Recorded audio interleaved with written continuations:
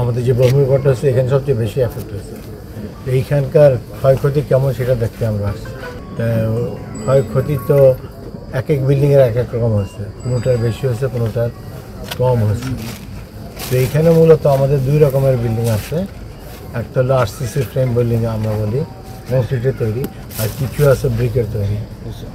তো ব্রিকের তৈরিগুলোয় আপনার পুরো ছাদের লোড, মানুষের লোড, স্ল্যাব সব আপনার ওয়ালের মধ্যেই আসে, ব্রিকের মধ্যে। আর আরসিসি বিল্ডিংয়ে সব লোড আপনার স্ল্যাব থেকে বিমে যায়, বিম থেকে কলমে যায়, তারপর মাটিতে যায়।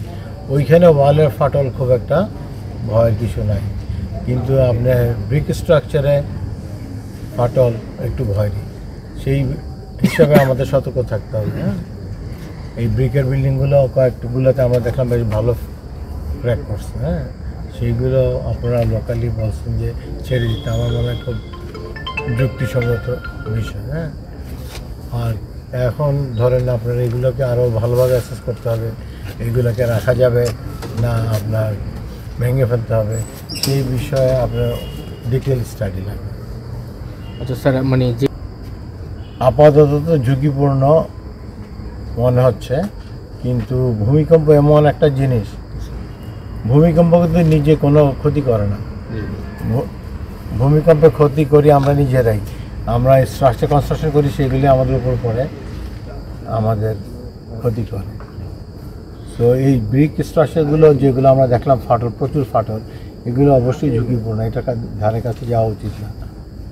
তারপর আরেকটু ভালো মতো স্টাডি করলে বোঝা যাবে এটা ভাঙতে হবে না এটাকে মেরামত করা যাবে।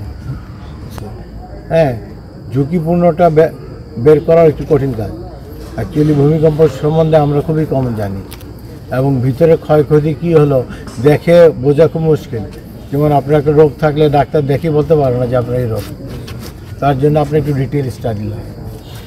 তো ঝুঁকিপূর্ণ সেটা আমাদের জন্য ইম্পর্টেন্ট, সেই মাত্রাটা চোখে দেখে বলা যাবে না, এটাকে আমাদের আরেকটু ইনভেস্টিগেশন করতে হবে।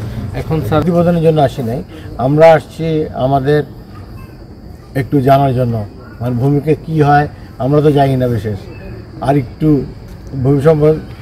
ভূমিকম্প সম্বন্ধে জানতেই আমরা আসছি।